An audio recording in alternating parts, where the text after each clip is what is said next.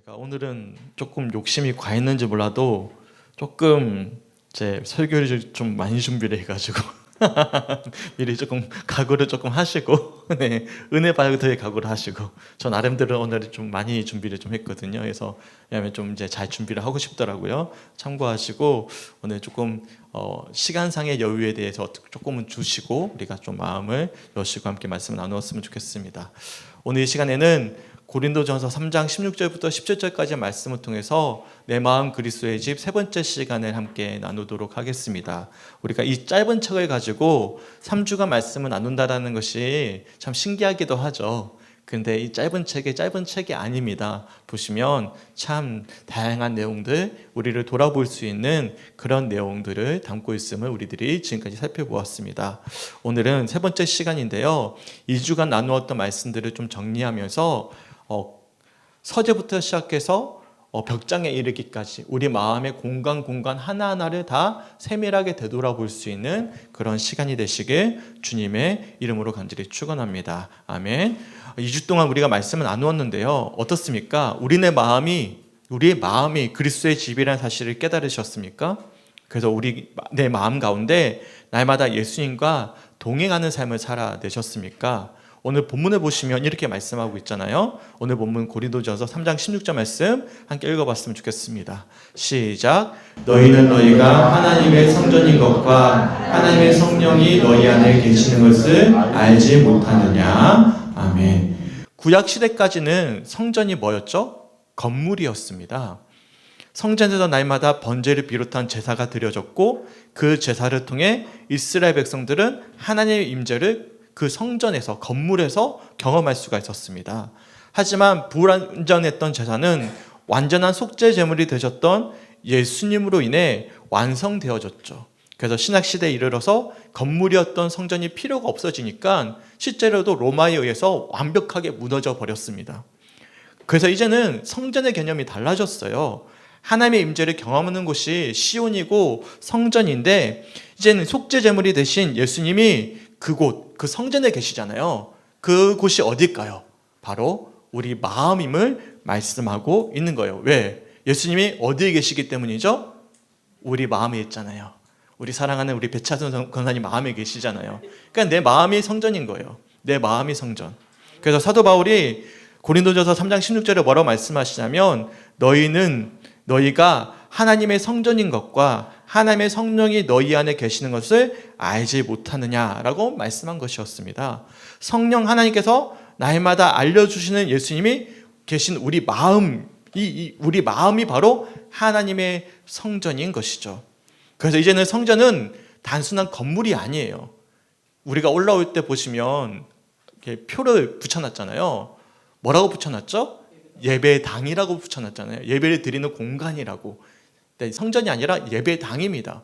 성전은 우리 마음이라는 것이죠. 날마다 주님의 임재를 경험하는 우리 자신이라는 사실을 기억할 수 있는 성육교회 성도들이 되시길 주님의 이름으로 간절히 축원합니다. 그러면 그런 성전, 곧 우리네 자신을 어떻게 여겨야 하겠습니까? 우리의 성전이잖아요.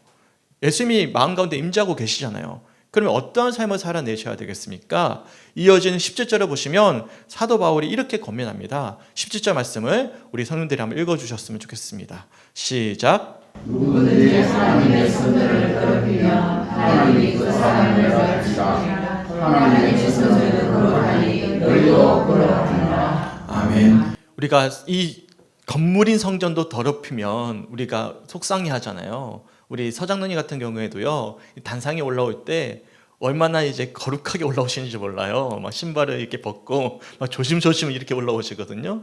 이 건물인 성전, 이 건물에도 우리가 이렇게 정성을 다하는데 우리 마음이 거룩한 성전인데 이 마음의 거룩한 성전을 더럽히면 하나님이 어떻게 여기시겠습니까? 근데 어떻습니까? 예수님이 임재하신 거룩한 성전인 우리네 마음을 평소에 어떻게 관리해 오셨습니까? 바울이 뭐라고 분명히 권고하고 있냐면 하나님의 성전은 거룩하니 너희도 거룩해야 된다라고 분명히 말씀합니다. 어떻습니까? 한 주간 우리네 마음의 집을 어떻게 관리해 오셨습니까? 우리는 지난주에 예수님이 거주하시는 우리네 마음의 공간을 여러 공간으로 나누어서 소개해 드렸습니다. 기억나십니까? 서재, 주방, 거실, 작업실, 오락실, 침실, 벽장, 다양한 공간으로 우리 마음을 나누어서 살펴보았습니다.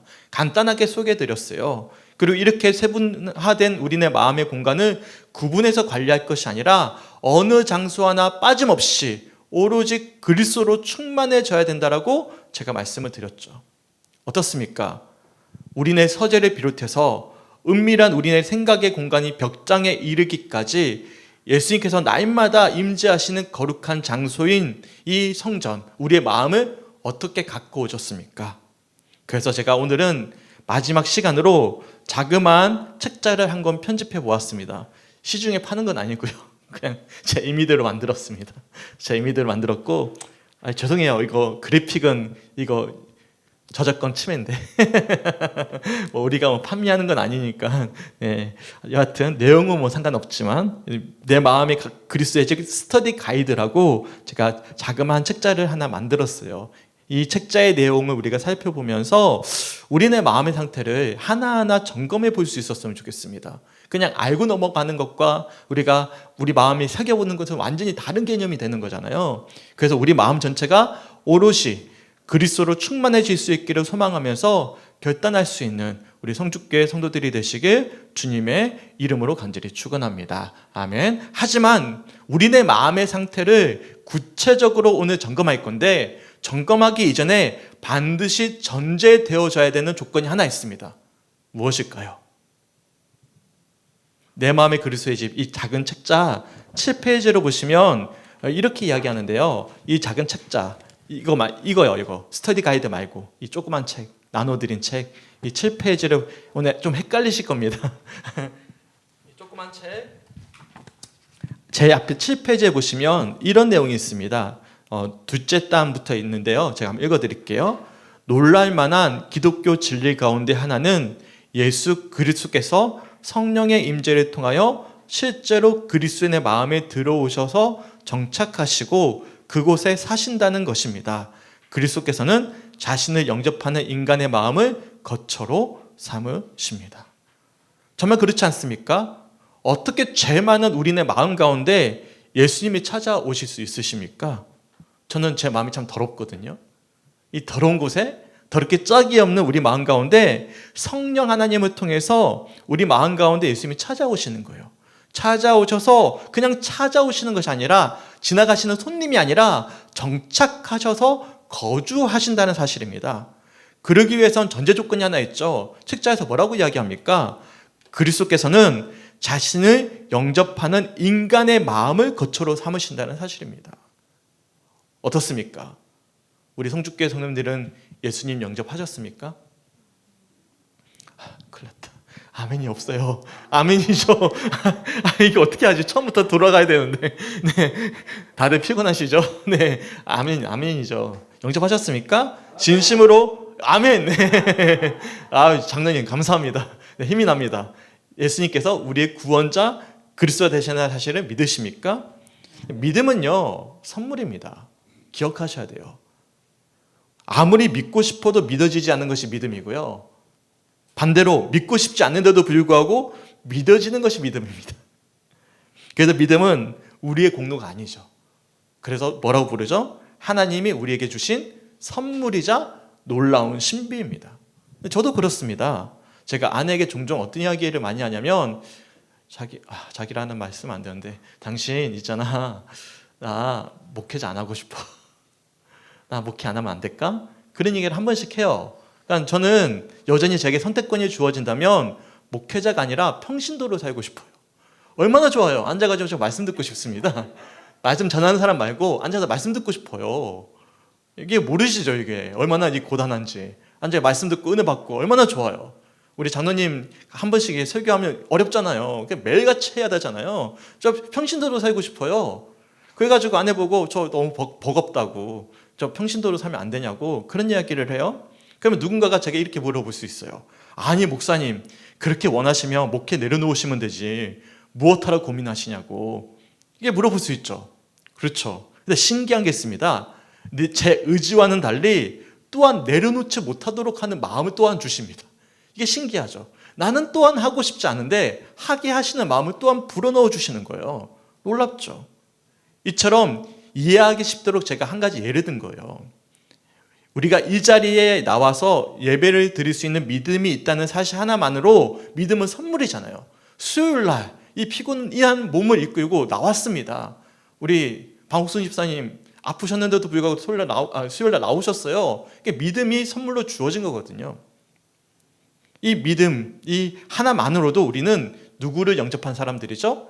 예수를 영접한 사람들입니다. 믿으셔야 돼요. 우리 마음 가운데 우리 의지와는 달리 믿음이 주어진 거예요. 우리 오랜만에 조집사님도 수요일 나오셨는데 누가 주신 선물입니까? 믿음을. 예수님이 주신 거예요. 진짜 오기 힘드신데 오셨거든요.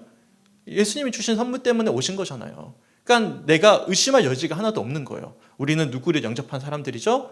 예수님을 영접한 그리스도입니다. 믿으십니까? 네, 문제가 있습니다. 문제는 뭐냐면 우리의 태도에 문제가 있는 거예요. 이미 주어진 믿음이라는 그 신비한 선물이 우리에게 주어졌는데 이 선물을 받아서 어떻게 한 거예요? 택배에 왔잖아요. 그럼 뜯어서 빨리 봐야 될 거 아니에요. 그 택배를 어디다 처박아 둔 거예요? 네, 창고에 처박아 둔 거예요. 창고에 처박아 두고 열어보지도 않는 거예요. 그러면 선물이 의미가 있어요, 없어요? 썩어버리죠. 그 택배를 빨리 꺼내다가 열어봐야만 그 안에 있는 선물을 마음껏 누려볼 것 아닙니까? 그러니까 우리 태도가 문제인 것입니다. 그 안에 어떤 놀라운 선물이 담겨 있는지 전혀 알지도 못한 채로, 그래서 그 선물이 주는 참된 기쁨과 축복을 누리지 못한 채로 왜 내게 은혜가 없을까? 왜 내게 예수님이 계시지 않을까? 볼멘새리를 내고 있다면 정말 어리석은 모습이죠. 이미 우리는 믿음이 주어졌는데, 그러니까 우리가 예배를 드리고 있는데, 선물이 주어졌는데 내가 처박아 두고 있다면 그만큼 안타까운 현실이 어디 있겠습니까? 그렇다면 우리들에게 어떤 태도가 필요하겠습니까? 어떤 고백이 필요하겠습니까? 따라서 함께 고백해 보셨으면 좋겠습니다. 함께 읽어볼까요? 시작. 주여 우리를 불쌍히 여겨 주옵소서. 성령 하나님께서 이 시간 역사하셔서 하나님이 허락하신 믿음의 선물을 열어보겠습니다. 그리고 이 시간 예수 그리스도를 마음껏 모셔드리겠습니다. 내 마음의 집이 그리스도의 집이 되게 하옵소서. 아멘. 이 고백이 누구의 고백? 나의 고백이 되시기 바랍니다. 하나님이 주신 놀라운 믿음의 선물을 풀어서 열어보신다면, 그래서 주님의 임재를 갈망하고 소망하신다면 예수님은 반드시 우리 마음 가운데 찾아오셨습니다. 선물이 주어졌어요. 그러면 뭐가 되는 거예요? 내 마음이 그리스도의 집이 되는 겁니다. 내 마음이 그리스도의 집. 로버트 멍어도 이렇게 고백합니다. 책자, 이 조그만 책자 10페이지 한번 펴볼까요? 10페이지 위에서 네 번째 줄입니다. 이 저자의 경험이에요. 이 저자가 자신이 경험한 것을 풀어 쓴 책이거든요. 보면 조금 길지만 이 저자가 가슴 뜨거웠던 자신의 체험과 경험을 이렇게 소개하고 있습니다. 제가 쭉 한번 읽어드릴게요. 그분을 내 마음에 모신 그날 저녁을 나는 결코 잊을 수 없습니다. 그분이 내 마음에 들어오신 사건은 얼마나 감격적인 일이었는지, 그것은 감정이 고조된 어떤 극적 사건이 아니라 내 영혼의 중심에서 발생한 엄연한 사실이었습니다. 그분은 내 어두운 마음에 들어와 불을 켜셨습니다. 차가운 난로에 불을 지피고 냉기를 몰아내셨습니다. 그분은 정적이 흐르던 곳에서 음악을 연주하셨고 불화가 있던 곳에서는 조화를 이루기 시작하셨습니다. 그분은 놀라운 사랑으로 공허를 채워주셨습니다. 나는 그리스도께 문을 연 것을 한 번도 후회한 적이 없고 앞으로도 영원히 후회하지 않을 것입니다. 두말할 나위 없이 이렇게 문을 여는 것이 마음을 그리스도의 집으로 만드는 첫 단계입니다. 어떻습니까? 우리네 마음의 공간이 냉랭하진 않으십니까? 정적이 흐르는 거예요. 찬양이 사라진 거죠. 불만과 근심과 염려와 분노와 불화로 가득하진 않으십니까? 기억하시기 바랍니다. 오늘 지금 이 시간 전심으로 예수님을 갈망한다면 반드시 냉랭해진 우리 마음 가운데 예수님이 따뜻한 불을 지펴주실 것입니다. 정적이 흐르던 우리 마음 가운데 아름다운 찬양이 다시금 흘러나오게 하실 것입니다. 근심과 염려와 불평과 불만 가운데 있던 우리 마음 가운데 참된 평화를 허락해 주실 것입니다. 이런 찬양 있잖아요. 내 마음속에 솟아난 이 평화는 깊이 묻힌 보배로다. 나의 보화를 캐내어 가져갈 자 그 아무도 없으리라.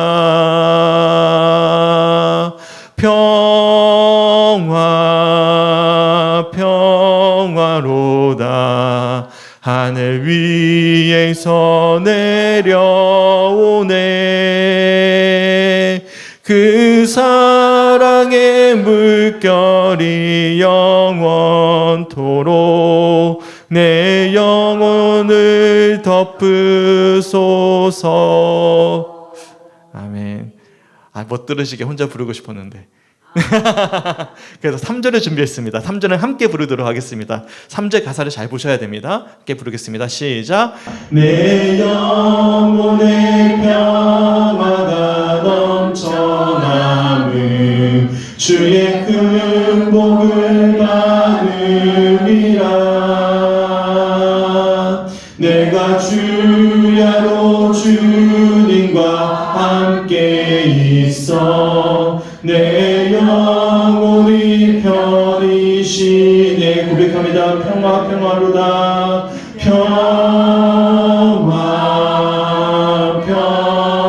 평화로다. 하늘 위에서 내려오네. 그 사랑의 물결이 영원토록 내 영혼을 덮으소서. 아멘. 한번 물어볼까요? 이 시간 우리 마음 가운데 예수님이 찾아오셨습니까? 우리네 마음의 집이 나만의 집이 아니라 누구의 집? 그리스도의 집, 임재하시는 그리스도의 집이 되셨습니까? 기억하시기 바랍니다. 오늘 이 시간에도 어김없이 우리 예수님이 마음의 문을 두드리고 계셔요.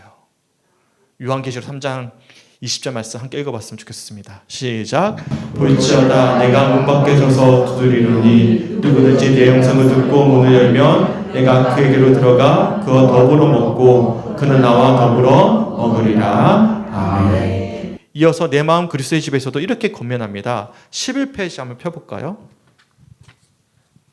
11페이지 위에서 5번째 줄 제가 한번 읽어드릴게요. 11페이지 위에서 5번째 줄. 당신이 하나님의 실제를 알고 당신 존재의 깊숙한 내면에서 예수 그리스도의 임재를 경험하기 원한다면 단지 마음 문을 활짝 열고 그분께 제 마음에 들어오셔서 죄의 구원자여 주님이 되어 주십시오 라고 요청하기만 하면 됩니다. 사실 이 사실을 고백하지 않고 그리고 이러한 고백을 통해서 우리네 마음이 그리스도의 집이 되지 않는다면 이어질 말씀이 의미가 없습니다. 앞으로 나눌 말씀이 단순한 하나의 종교적인 지식이 될 뿐이지 그래서 도리어 자기 합리화를 시킬 말씀이 될 뿐이지 의미가 없어요. 도리어 지식이 쌓였잖아요. 그러니까 자기는 합리화시키고 타인을 판단할 근거, 잣대가 되어버리는 것입니다. 그래서 우리가 이 고백이 없이 말씀을 들으면 오늘 나눌 말씀이 사실 독이 될 수도 있습니다. 그래서 이 책의 첫 시작처럼 우리가 우선 갈망하고 소망해야 될 것은 무엇이냐면 예수님을 향해서 우리네 마음을 활짝 여는 것입니다. 제 마음에 들어오셔서 주의 구원자여 주님이 되어 주십시오 라고 갈망하셔야 되는 것이죠. 믿으십니까? 나눠드렸던 이 또 다른 책자 스터디 가이드 18페이지 한번 펴보실까요? 제일 뒤에 18페이지 펴보시면 뭐가 있냐면 결단 찬양이 있습니다. 결단 찬양. 보소서 주님, 나의 마음은 선한 것 하나 없습니다. 그러나 내 모든 것 주께 드립니다. 사랑으로 안으시고 날 새롭게 하소서. 주님 마음 내게 주소서. 내 아버지 주님 마음 내게 주소서. 나를 향하신 주님의 뜻이 이루어지도록 주님 마음 내게 주소서. 함께 찬양하고 먼저 기도했으면 좋겠어요. 설교 중간에 제가 기도하는 시간을 많이 가지진 않는데요. 오늘은 말씀을 우리가 마무리하기 전에 우선 먼저 전제되어져야 될 것은 우리네 마음의 집이 예수님이 찾아오시는 집이 되셔야만 합니다. 그래야만 이어지는 말씀이 의미가 있어지는 것이죠. 갈망하며 기도하셔야 됩니다. 그럴 때 냉랭했던 우리네 마음이 뜨거워지는 것이고 불안하고 불편한 우리 마음 가운데 참된 평안이 이루어지는 거예요. 거기서부터 점검이 시작되는 것입니다. 그래서 오늘 이 시간 함께 먼저 찬양하고 한 3, 4분 뜨겁게 기도하고 말씀을 이어갔으면 좋겠습니다. 주여, 이 시간 마음을 활짝 엽니다. 지금까지 내 마음의 집이 내 집이었다면 이제 그리스도가 임재하시는 그리스도의 집이 되게 하여 주시옵소서. 우리 마음이 냉랭하게 식어져 있다면 뜨거워지게 하시고, 찬양이 멈췄다면 찬양이 흘러나오게 하시고, 염려와 근심 가운데 평화를 잃어버렸다면 주님이 주시는 참된 평안이 이 시간 가운데 거할 수 있도록 인도하여 주시옵소서. 보소서. 주님, 나의 마음에 선한 것 하나 없지만 내 모든 것 주님께 드립니다. 주님 마음 내게 주소서. 함께 찬양하고 기도했으면 좋겠습니다. 주님, 내 마음이 그리스도의 집이 되길 간절히 소망합니다. 이미 계신 예수님이 우리 마음의 중심에 거하길 간절히 소망합니다. 주님, 식어졌던 우리의 심령 가운데 예수님으로 인하여 뜨거워지기 원하고, 어두워진 우리의 심령이 다시금 밝은 빛이 비춰져 환한 마음으로 변화되어지게 하여 주시며, 아버지, 고통스러운 소리만 외쳐왔던 내면의 소리 가운데 찬양의 아름다운 선율이 흐를 수 있도록 인도하여 주시옵소서. 아버지, 우리의 서재부터 시작해서 벽장까지 이르기까지 하나하나 점검해 나갈 때 이제 정말 예수님이 함께 하시는 우리의 마음의 공간이 되어져 믿음이 주는 참된 선물을 마음껏 활짝 열어봐 그 기쁨과 평안을 누리며 살아내는 참된 주님의 자녀들 될 수 있도록 이방 가운데 역사하여 주시옵소서. 감사드리며 우리를 사랑하시는 예수님의 이름으로 간절히 기도드렸습니다. 아멘. 어떻습니까? 다시 한번 물어볼까요? 찬양이 흘러나오십니까? 아니면 여전히 좀 불안하십니까? 또 기도할까요? 다시금 우리네 마음 가운데 예수님이 찾아오셨습니까? 우리네 마음의 집이 나만의 집이 아니라 그리스도께서 임재하시는 성전이라는 사실을 고백하실 수 있으시겠습니까? 그렇다면 우리네 마음의 공간을 점검해 봐야 됩니다. 이제야 점검해 봐야 돼요. 이게 전제가 안 되면 사실 말씀이 의미가 없더라고요. 어제 제가 어떤 한 영상을 보다가 그러더라고요. 지식이 되는 설교는 아무 의미가 없다. 정말 그렇습니다. 정말 우리가 예수님을 체험하고 경험하는 그 은혜 속에서 주어지는 말씀이 살아 운동력이 있는 것이지 하나의 또 다른 지식이 되면 교만이 되고 위선이 될 뿐입니다. 그렇기 때문에 오늘 마음의 방을 점검하기 이전에 먼저 고백을 한 거예요. 주님, 내 마음의 집이 그리스도의 집이 되게 하여 주시옵소서. 이제 거실부터 시작해서 서재부터 시작해서 주방과 거실을 거쳐 작업실과 오락실 그리고 은밀한 우리네 침실과 벽장에 이르기까지 이 모든 공간을 예수님께 온전히 내어드릴 수 있는, 그래서 명의 이전까지도 할 수 있는 오늘 이 시간이 되시길 주님의 이름으로 간절히 축원합니다. 아멘. 우선 책자에서 소개하고 있는 첫 번째 마음의 방은 어떤 방이죠? 기억나십니까? 서재입니다. 이 서재는 우리네 생각과 관심의 방입니다. 평소에 어떤 생각으로 가득 차 있었는지, 그리고 무엇에 관심을 두면서 살아냈는지를 보여주는 방이 어디죠? 서재입니다. 저자는 이렇게 고백을 합니다. 예수님이 마음 가운데 찾아오셨는데 내 마음의 서재에 불쑥 들어오신 거예요. 그랬더니 예수님이 쭉 훑어보시는데 아차! 내 서재 책장에 예수님이 보면 안 되는 책이 꽂혀 있는 거예요. 얼마나 부끄러워요. 또 보니까 서재 한편에 그림이 그려져 있었는데 액자가 걸려 있는데 그것도 예수님 보기엔 좀 민망한 그림이 걸려 있는 거예요. 아차한 거죠. 그래서 안색이 예수님이 안 좋아지시는 것처럼 보이는 거예요. 그러면서 예수님이 그런 저자를 향해서 이렇게 권면을 하십니다. 내 마음 그리스도의 집 16페이지 한번 펴볼까요? 16페이지 위에서 네 번째 줄 제가 한번 쭉 한번 읽어드릴게요. 위에서 네 번째 줄 기꺼이 도와주지 바로 그것 때문에 내가 이렇게 온 것이란다. 우선 지금 내가 읽고 보는 것 중에서 유익하지 않고 깨끗하지 못하며 참되지 못한 것들은 전부 내다 버려라. 이제 빈 선반에는 성경을 꽂아라. 성경 구절에 가득 채워놓고 주야로 묵상하도록 해라. 벽에 걸린 그림에 대해서는 그 떠오르는 내용을 제어하기가 힘들겠지만 여기 도움이 될 것이 있다. 주님은 내게 실물 크기만 한 그분의 초상화를 주셨습니다. 그리고 마음 벽 한가운데 걸어 놓아라 하고 말씀하셨습니다. 어떻습니까? 우리네 마음 가운데, 우리네 마음의 서재 가운데 예수님이 갑자기 불쑥 찾아 들어오셨어요. 뭐 어떤 반응을 보이실 것 같습니까? 저는 깜짝아. 저 들키면 안 되는 생각이 있는데 내가 평소에 막 바라보고 있는 게 있는데 그래서 부끄러워서 그만 숨어버릴 것 같습니다. 그렇다면 우리네 서재를 아름답게 가꾸기 위해서 어떻게 해야 될까요?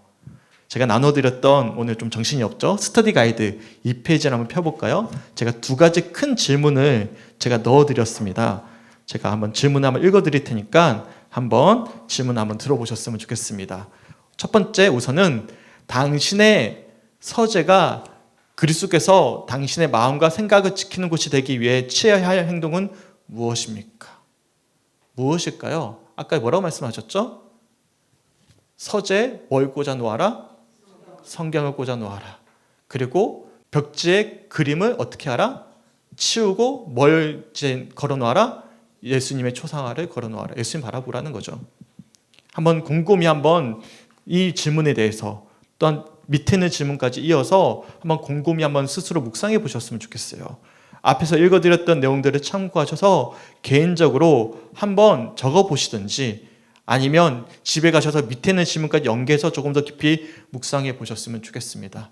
제가 한 30초 정도 시간 한번 드릴까요? 한번 스스로 내 마음의 생각을 한번 정리해 보셨으면 좋겠어요. 그리고 고백해 보셨으면 좋겠습니다. 잠깐 묵상하도록 하겠습니다.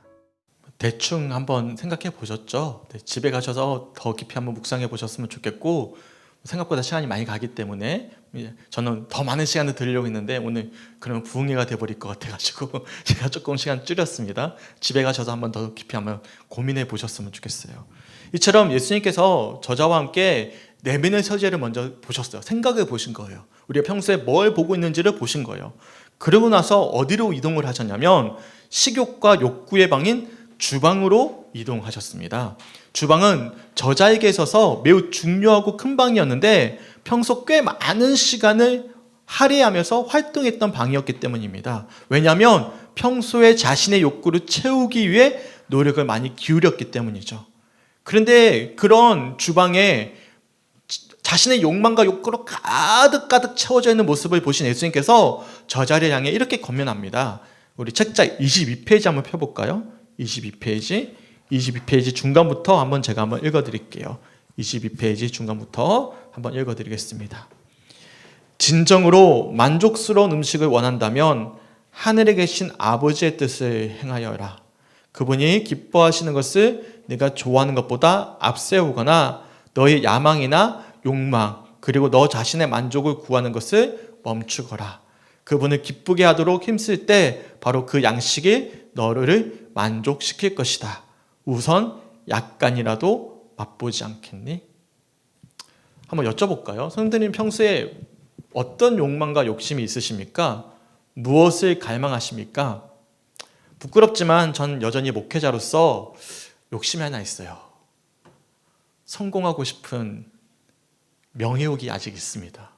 그러니까 제게는요 상대적으로 물욕이 좀 작아요. 이렇게 훈련이 됐어요. 성주교에서 물욕에 대한 훈련이 좀 됐거든요. 그리고 권력욕도 없습니다. 성욕도 그렇게 크지 않아요. 근데 제게 있어서 아직도 큰 거는 뭐냐면 인정받고 싶은 욕구. 사람들로부터 인정받고 싶은, 칭찬받고 싶은 욕구가 여전히 제게도 있는 거예요. 명예욕이 있는 것이죠. 하지만 그렇게 욕심과 갈망에서 벗어나지 못하다 보니까 현재도 충분하거든요. 그렇지 않습니까? 한번 옆에 보십시오. 수요일 날 이렇게 우리 귀한 성도들과 함께 예배 드리고 있지 않습니까? 한 분 한 분이 얼마나 소중합니까? 더 바랄 게 뭐가 있어요? 그런데 명예욕이 있으니까 뭔가 더 안타까운 거예요. 더 아쉬운 거예요. 만족이 안 되는 거예요. 이번에 연애 특강 강사로 다녀왔잖아요. 분명히 명예로운 자리였고 충분히 만족할 수도 있는 자리였어요. 제 아내가 객관적으로 제게 피드백을 많이 해줍니다. 끝나고 돌아올 때 당신 정말 잘했어. 충분히 너무나 은혜로운 시간이었어. 근데 문제가 있어요. 제가 만족이 안 되는 거예요. 저 자신이 아직 덜 됐어. 아직 부족해. 그러니까 자연스럽게 패배감과 좌절감과 스스로 주저앉아 버리는 계기가 되어버렸거든요. 제가 한 가지 예를 든 거예요. 그러니까 우리가 가지고 있는 어떤 욕심이든지 욕망이든지 이게 만족이 돼요, 안 돼요? 안 된다는 거예요. 만약 돈 욕심이 있어요? 로또가 되면 끝날까요? 또 다른 로또를 사겠지. 그런 거죠. 어떤 여자를 사랑했어요. 근데 이게 너무나 성욕이 강한 사람이에요. 또 다른 여자를 또 사랑하겠지. 그런 거죠. 예를 든다면. 권력욕이에요. 자그마한 이장 자리에 앉았는데 이제는 면장이 되고 싶고 읍장이 되고 싶고 그런 거겠죠. 이처럼 한 가지 예를 들었지만 우리에게는 우리의 욕망에는 갈망에는 만족함이 없는 거예요. 하지만 놀랍게도 그런 우리네 주방이 영원히 채워지지 않는다는 사실을 누가 알고 계실까요? 예수님이 알고 계시는 거예요. 그리고 진정으로 만족을 누릴 방법을 알려주신 것입니다. 무엇입니까? 바로 나와 함께 하자는 것입니다. 나눠드렸던 스터디 가이드 4페이지를 한번 펴보실까요? 그러면 이런 질문들이 있습니다. 한번 곰곰이 한번 되돌아보셨으면 좋겠어요. 내가 예수를 만나고 나서 언제 만족을 누렸을까? 언제 내가 그 기쁨을 누렸을까? 자, 첫 번째 질문이에요. 하나님의 뜻을 행하는 것은 영혼을 만족시키는 양식이 됩니다. 다음 중 하나를 골라서 당신이 그 일을 한 후 만족했던 때를 묘사해 보십시오. 몇 가지 예를 한번 들어본 거예요. 다른 일을 모두 제쳐두고 큐티를 한 것, 친구와 함께 기도한 것, 급한 일을 포기하고 훈련에 나온 것, 말씀에 순종하여 전도를 한 것, 교회나 선교단체 헌금한 것, 형제자매를 격려하고 세워준 것, 모두가 거부한 일을 도맡아 한 것 등등등등등. 몇 가지 예를 들었지만 성도님들이 예수님과 교제하면서 누렸던 만족은 없으셨습니까?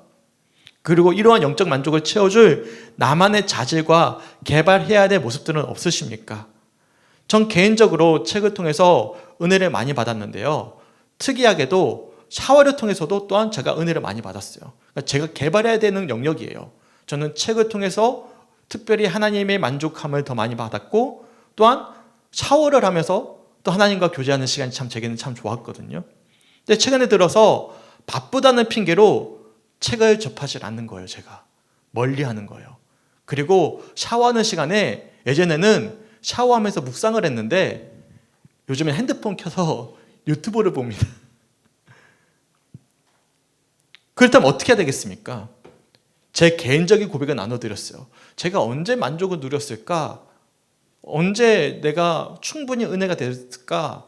내가 책을 보면서 주님과 깊이 교제를 나눌 때였는데 그게 지금은 약화되어졌고 샤워할 때 주님을 묵상하는 것이 너무나 좋았는데 그게 약화된 거예요. 그때를 다시금 떠올려보면서 우리 마음의 욕망을 다시금 점검해 보는 것입니다. 제 개인적인 어떤 고백을 나눠드렸지만 선생님들도 나눠드린 스터디 가이드를 참고하셔서 스스로 점검해 보셨으면 좋겠습니다. 진정한 만족은 우리 욕구로 채울 수 있는 것이 아니라 주님과의 진정한 관계 회복 가운데 채워지는 것임을 기억하셨으면 좋겠어요. 평소 우리는 어떨 때 주님과의 관계 가운데 만족을 누렸는지, 그게 책인지 찬양인지 뭔지는 잘 모르겠습니다. 기도인지 아니면 봉사인지 헌신인지 청소하다가도 은혜가 너무나 되는 분들이 계시거든요. 그리고 물질로서 성경금을 내어드릴 때 주어지는 큰 기쁨이 있거든요. 다들 계시잖아요. 그게 무엇인지 어떻게 개발해야 될지 이를 위해서 도움을 줄 수 있는 동력자가 누가 있을지 4페이지에 있는 내용들을 참고하셔서 한번 묵상해 보셨으면 좋겠습니다. 그리고 우리가 다시금 어떤 관계, 어떤 모습으로 회복해야 될지에 대해서 우리 욕망의 방을 이제는 내 욕망이 아니라 예수님의 관계 속에서 어떻게 다시금 그 욕망, 은혜를 누려야 될지에 대해서 한번 잠시 묵상해 보셨으면 좋겠습니다. 우리 잠깐 묵상하겠습니다.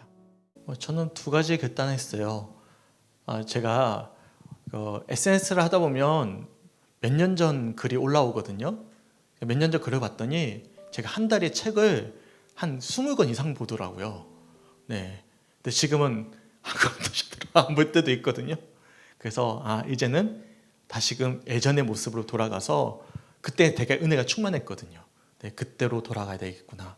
두 번째 제가 결단했던 것은 뭐냐면 이제 샤워실 갈 때 핸드폰 안 들고 들어가야 되겠다.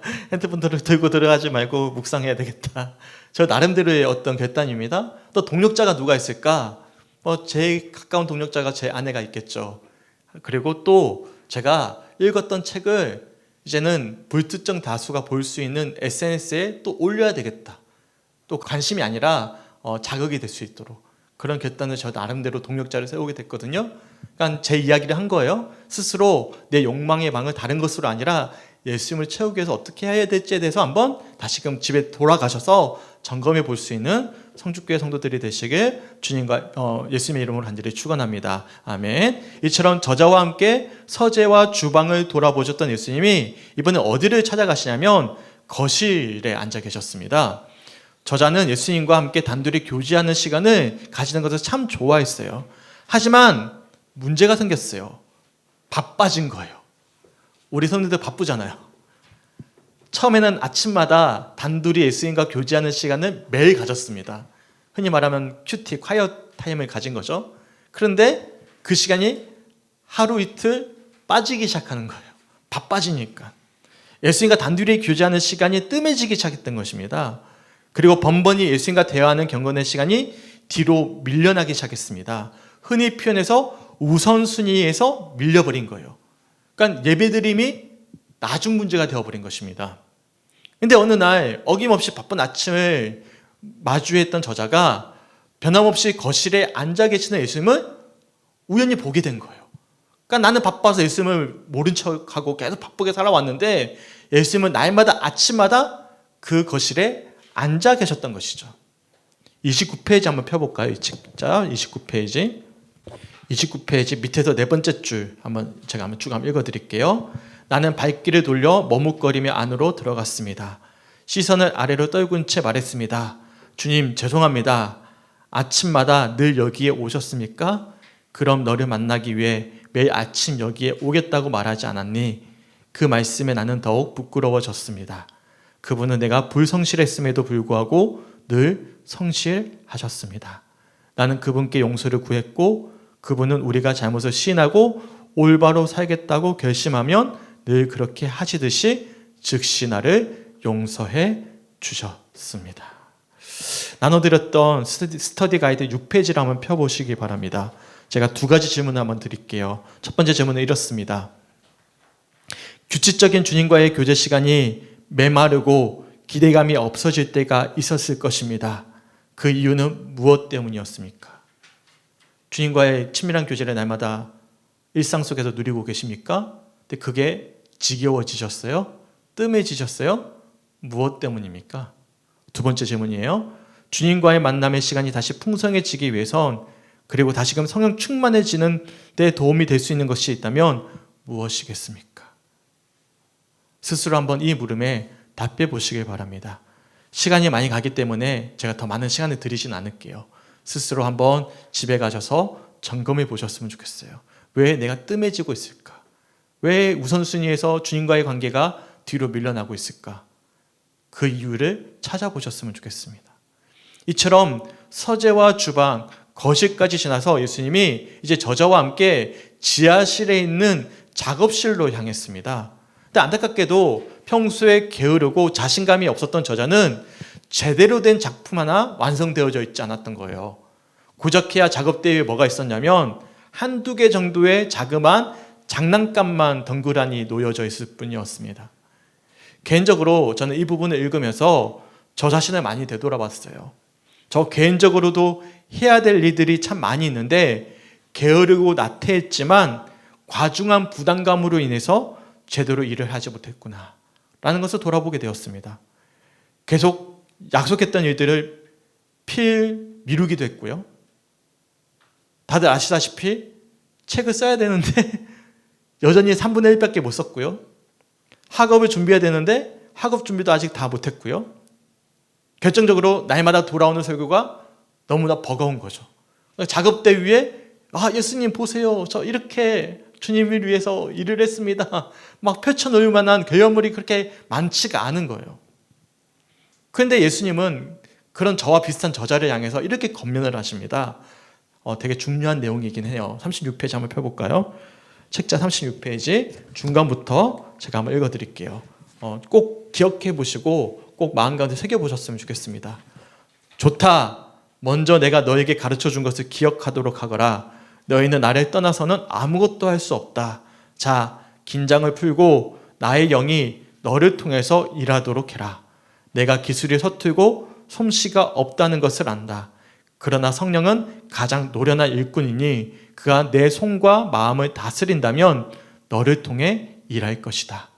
그러고는 내 뒤로 걸어가시더니 크고 강한 팔을 내 어깨에 두르시고 그분의 손 위에 내 손을 얹게 하신 다음 나를 통해 일하기 시작하셨습니다. 마음을 편하게 가져라. 아직 긴장이 더 풀린 것 같구나. 내가 일하도록 가만히 있거라. 내가 그분을 신뢰하고 그분의 방법대로 일하시도록 주권을 드렸을 때 그분은 노련한 솜씨로 놀라운 작품을 만들어가기 시작하셨습니다. 개인적으로 이 책을 읽으면서 가장 도전됐던 부분이었어요. 설교자는 성령께서 만들어 가신다는 사실을 잘 알고 있는데도 불구하고 여전히 내 힘과 내 능력으로만 하고자 노력했었던 시간들을 되돌아보게 하셨습니다. 그런데 오늘은 그래서 너무나 좋았어요. 막 흘러나오듯이 설교를 하다 보니까 좀 절제해야 되는데 길어졌습니다. 그래서 좀 내용이 길어요. 좀 이해해 주셨으면 좋겠습니다. 우리 조 집사님 평소에 이렇게 길지 않아요. 제가 오늘 과합니다. 깜짝 놀라지 마시고. 네, 오늘은 제가 이 책자를 끝내고 싶어서 제가 막 열심을 다하다 보니까 길어졌어요. 근데 좋아요. 전 너무 좋아요. 뭐냐면 이 책자를 보면서 그래, 말씀을 내가 짜내는 게 아니지. 성령이 주시는 은혜 가운데 흘러나오게 하는 것이지. 그래야 성도들이 함께 은혜 받는 아름다운 작품이 완성되는 것이지. 라는 것을 돌아보게 됩니다. 성도님들 어떻습니까? 여쭤볼까요? 어떤 은사가 있으십니까? 내게 주신 은사 혹시 아십니까? 우리 다음에 한번 은사 테스트 한번 해볼까요? 혹시 아셔요? 은사 테스트? 몰라요? 그러면 다음에 우리 한번 은사 테스트 한번 하죠. 은사 테스트 하면 지금 하기에는 너무 시간이 오래 걸립니다. 자료가 있어요. 되게 두꺼워요. 네. 자료가 있을 때 책자가 있어서 우리 장로님만의 하나님 주신 특별한 은사가 무엇인지 구체적으로 아십니까? 이게 좀 애매모호할 때가 있잖아요. 혹시 섬김. 네, 역시 우리 장로님 잘 섬기시는데, 근데 그게 더 있을 수도 있어요. 네, 개발이 안 된 거일 수도 있어요. 또 있어요. 네, 그걸 우리가 한번 찾아봤으면 좋겠습니다. 갑자기 떠오르는 생각인데 한번 하면 좋겠네요. 한번 다음에 오후 예배 시간이나 그럴 때 은사 테스트 한번 해봤으면 좋겠습니다. 여하튼 어떤 은사가 있습니까? 과연 나에게는 어떤 자질이 있습니까? 하니까 어떤 달란트를 맡겨주셨어요? 백원사님 어떤 달란트 맡겨주셨습니까? 하나님 나라를 위해서 지금 무엇 하고 계십니까? 나눠드린 스터디 가이드 8페이지 한번 펴볼까요? 제가 두 가지 질문을 연달아 한번 읽어드릴게요. 한번 이 질문에 스스로 답변해 보셨으면 좋겠습니다. 당신을 향한 하나님께서 주신 은사를 발견하셨습니까? 당신에게 주신 하나님의 은사는 무엇이라고 생각하십니까? 은사는 섬기라고 주신 것이며 자신의 은사로 섬길 때 은사는 개발되게 되어 있습니다. 당신은 당신에게 주신 하나님의 은사를 효과적으로 개발하기 위한 어떤 노력을 하고 있습니까? 한번 스스로 점검해 보셨으면 좋겠습니다. 우리는 평소 하나님을 위해 어떤 사명을 감당했는지, 그 사명을 온전히 감당했는지, 내게 주신 은사를 게을리 여기진 않았는지 기억하셔야 돼요. 은사는요 계속 주어지는 게 아닙니다. 발전시키지 않으면 하나님이 가져가십니다. 내게 주신 은사를 효과적으로 어떻게 개발해서 사용할 수 있을지 다시 한 번 더 되돌아보면서 하나님께 지혜를 구하며 결단할 수 있는 우리 성주교회 성도들이 되시길 주님의 이름으로 간절히 축원합니다. 아멘. 그리고 이처럼 서재와 주방, 거실과 작업실을 돌아보신 예수님이 저자와 함께 이제 평소 저자가 즐기려 가던 곳에 함께 동행하고 자셨어요. 근데 저자가 놀란 거죠. 예수님이 그 모임에 가면 안 좋아하실 것 같은 거예요. 친구들 모임인데. 친구들 모임에 가면 예수님이 안 좋아하실 것 같은 거예요. 그래서 예수님, 아무래도 예수님과 같이 가기엔 좀 부담스러워요. 예수님 잠시 멈추시고요. 저 내일 교회에 성경 공부가 있는데 그때 오세요. 예수님을 내버려 두고 혼자만 놀러 갔다 온 거예요. 저자가. 갔다 오는데 돌아오는 길에 마음에 이런 고백이 드는 것이죠. 이 책자 42페이지 한번 펴볼까요? 42페이지 제가 한번 읽어드릴게요. 그날 저녁 나는 비참한 시간을 보냈습니다. 내가 초라하게 느껴졌습니다. 그분이 기뻐하시지 않는 것을 뻔히 알면서도 기어이 그것을 하기 위해 고의적으로 그분을 나의 교제권 밖으로 몰아냈는데 도대체 나 같은 게 무슨 그리스도의 친구란 말입니까? 그러니까 저자가 이 책의 내용처럼 항상 내 마음이 그리스도의 집이 되어야 되는데 내가 즐겨야 되는 즐길거리를 누릴 때는 예수님 잠깐만요. 나 혼자 좀 놀다 올게요. 그렇게 하는 마음 때문에 너무나 마음이 자책감이 드는 거죠. 그래서 예수님 앞에서 자신의 잘못을 인정했습니다. 그리고 평소 자신이 즐기던 오락실로 예수님을 모시고 내려갔어요. 그래서 놀랍게도 예수님은 평소 즐기던 오락실을 완전히 바꿔놓으셨습니다. 이 책자 43페이지 둘째 단부터 제가 한번 읽어드릴게요. 시간이 없으니까 빨리빨리 한번 쫓아오세요. 제가 한번 읽어드릴게요. 그런 다음 우리는 오락실로 내려갔습니다. 주님은 그 방을 완전히 바꿔놓으셨습니다. 그분은 내 삶에 진정한 기쁨, 참 행복과 참 만족, 참 우정을 불어넣어 주셨습니다. 그 후로는 내내 웃음과 음악이 집안에서 울려나고 있습니다. 나눠드린 스터디 가이드 10페이지에 보시면 두 가지 질문이 있습니다. 제가 한번 읽어드릴게요. 이 질문에 스스로 묵상해 보시고 집에 가셔서 답변해 보셨으면 좋겠습니다. 당신의 평소에 즐기는 오락거리 중에서 예수님과 함께 즐길 수 있고 당신과 함께 즐거워하시도록 초대할 수 있는 것은 무엇입니까? 예수님께서는 당신의 마음속 오락실을 어떻게 변화시키기를 원하시리라 생각하십니까? 기억하시기 바랍니다. 그리스도인이 된다는 것은 재미없는 삶을 살아내는 것이 아닙니다. 도리어 그리스도인이 된다는 것은 예수 안에서 진짜 기쁨과 즐거움을 누리는 것입니다. 믿으십니까? 그래서 제가 예전에 전도사 시절에 담임 목사님이 이런 표현을 많이 쓰시는 거예요. 신앙은 쾌락이다. 이게 뭐야? 쾌락이라는 표현이 굉장히 좀 우리가 생각했을 때는 조금은 좀 불편한 단어잖아요. 근데 신앙은 거룩한 표현이고 그래서 제가 신앙은 쾌락이다. 우리 아내도 알아요. 같이 있던 교회니까. 근데 제가 불편했는데 지금은 이해가 돼요. 진짜 즐거움은 어디에 있기 때문에? 믿음 생활에 있기 때문에. 쾌락이죠. 정말 그렇습니다. 예수 안에 참된 기쁨이 있습니다. 즐거움이 있습니다. 세상에 줄 수 없는 진짜 참된 쾌락을 신앙의 여정 가운데 누릴 수가 있는 것이죠. 소망하기는 우리 성죽교회 성도들의 믿음의 여정 가운데 진정한 오락실이 회복될 수 있길 바랍니다. 예수 때문에 즐거워하고 기뻐하고 저번에 보니까 우리 전도사님 막 춤추시던데 그런 모습들 얼마나 아름답습니까? 제가 예전에 대학교 이야기 들었어요. 막 성령 충만하면 막 우리 성령춤도 추고 막 그러잖아요. 얼마나 즐겁습니까?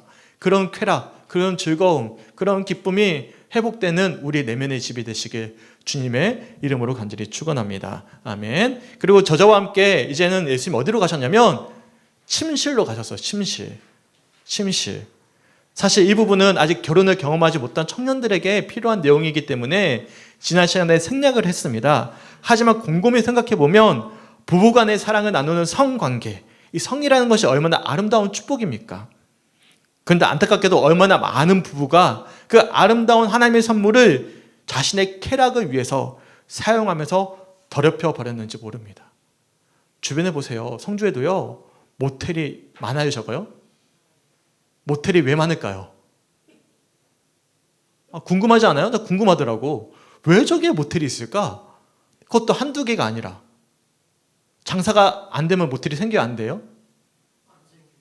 안 생기죠. 장사가 되니까 생기지. 그만큼 뭐가 많다는 거죠? 불륜이 많다는 겁니다. 네, 심각합니다. 우리가 생각하는 거 상상 이상이에요. 제가 대리운전을 했잖아요. 제가 성주에서 대리운전 했거든요.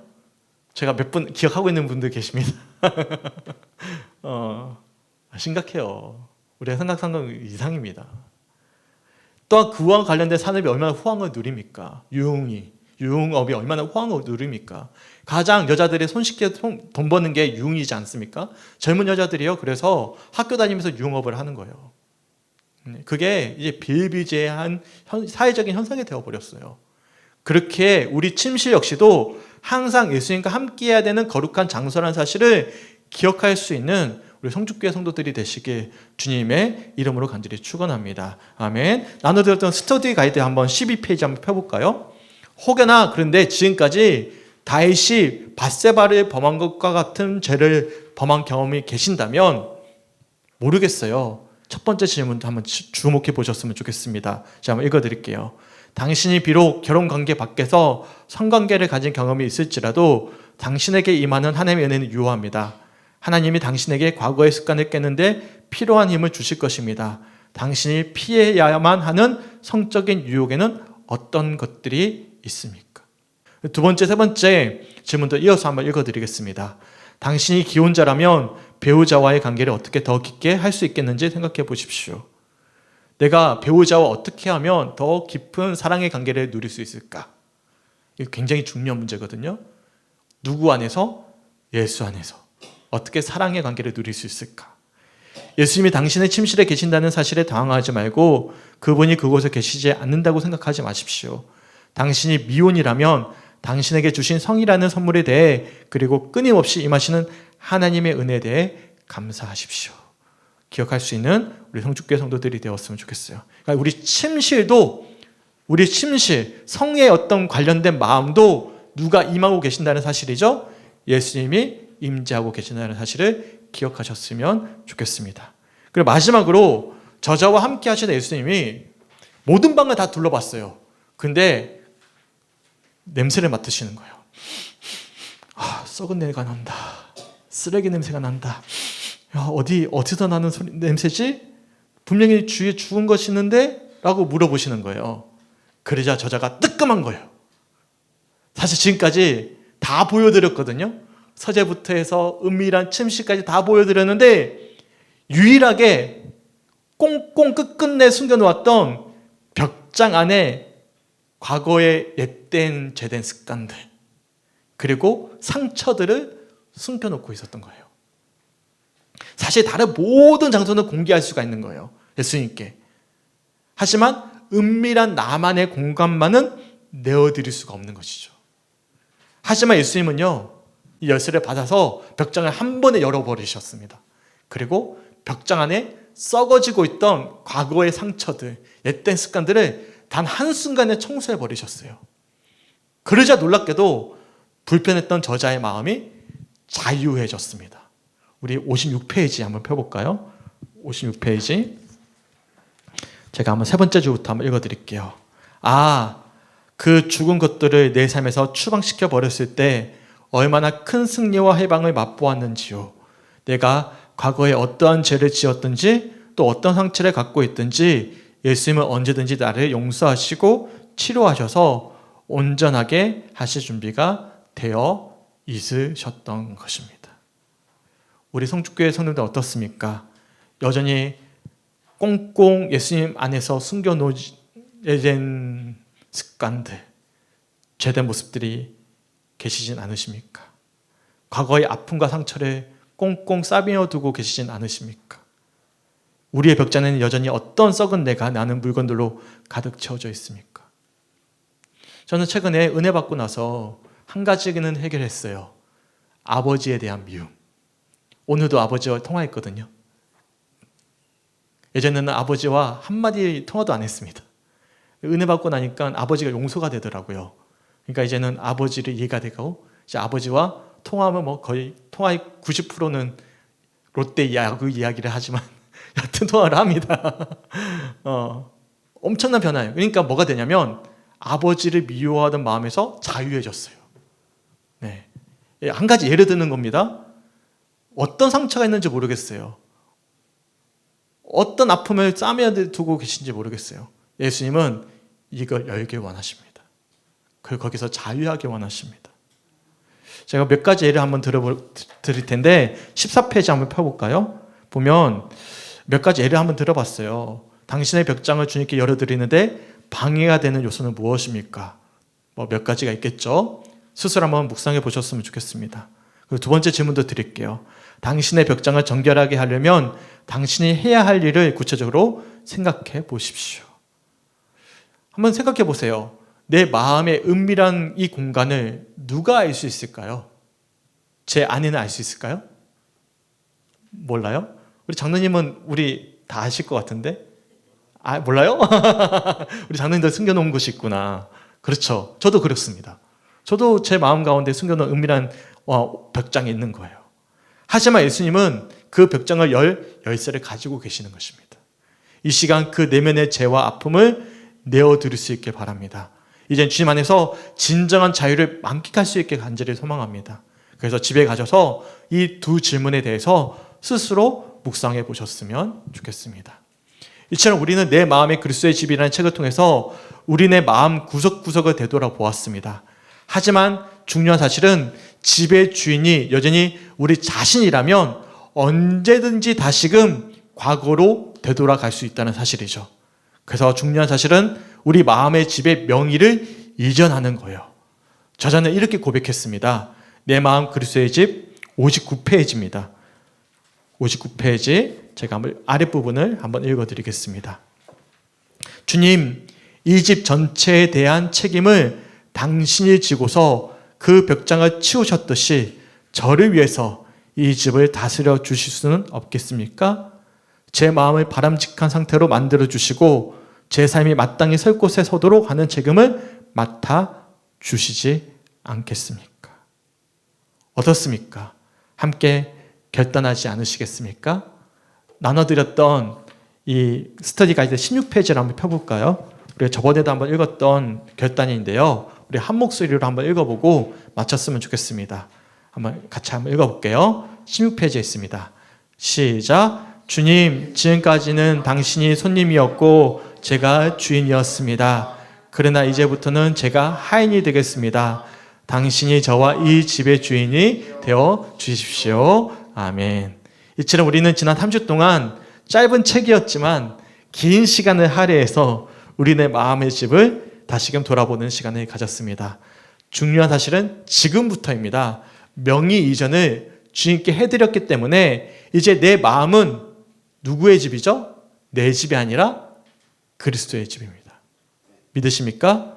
날마다 주님과 동행하는 진정한 그리스도의 삶을 살아낼 수 있는 우리 성주교회 성도들이 되시길 주님의 이름으로 간절히 축원합니다. 아멘. 우리 수고하셨습니다. 박수하겠습니다.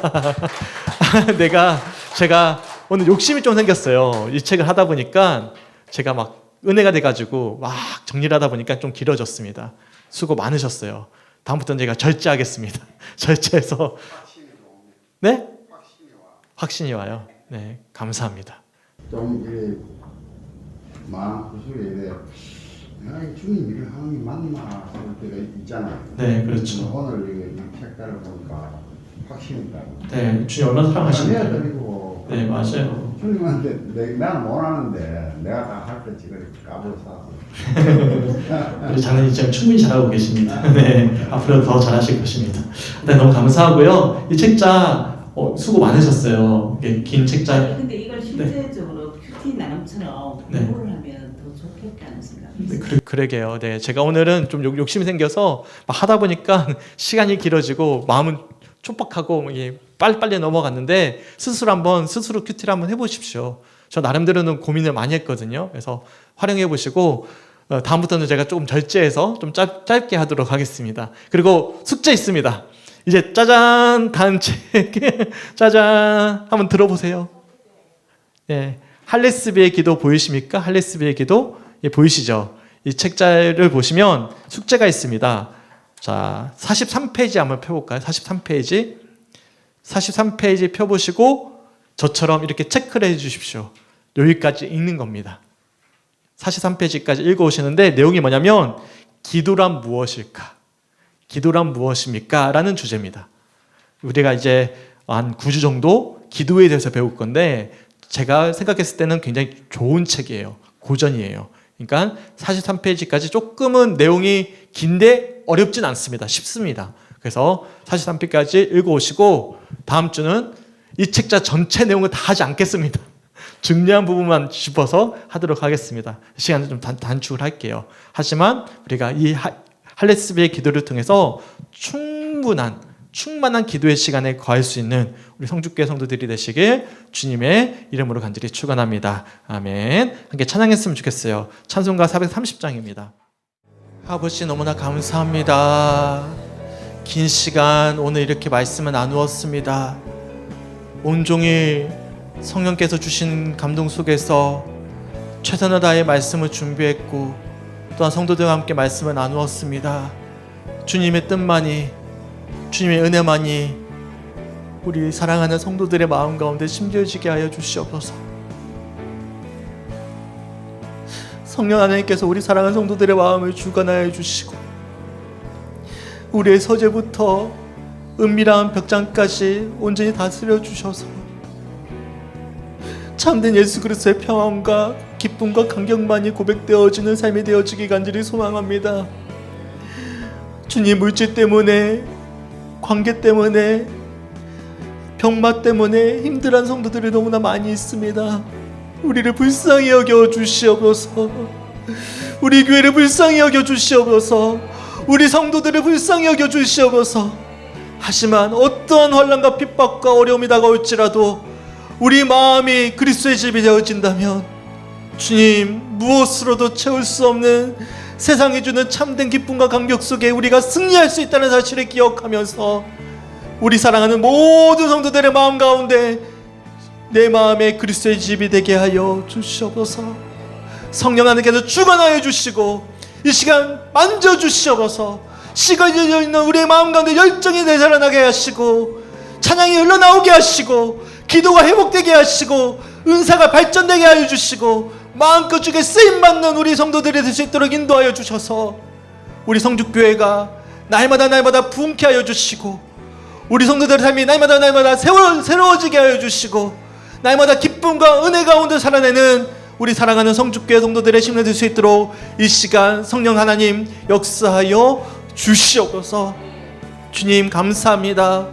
긴 시간 인내하며 말씀을 들었던 성도들 축복하여 주시기 간절히 소망합니다. 그 마음 가운데 예수님 끝까지 동행하여 주시고 주인 되어 주셔서 오늘 밤 주님과 함께 평안함을 마음껏 누리게 하여 주시옵소서. 돌아가는 발걸음 속에서 찬양이 흘러나오게 하시고 기도가 흘러나오게 하시고 주님으로 인하여 기뻐하며 돌아가는 이 밤 될 수 있도록 인도하여 주시며 예수님과 함께 평안히 안식을 취하는 이 밤 될 수 있도록 인도하여 주셔서 내일부터 우리의 마음이 내 마음이 아니라 예수의 마음을 가지고 살아내는 우리 성주교회 성도들 될 수 있도록 축복하여 주시옵소서. 감사드리며 우리를 사랑하시는 예수님의 이름으로 간절히 기도드렸습니다. 아멘.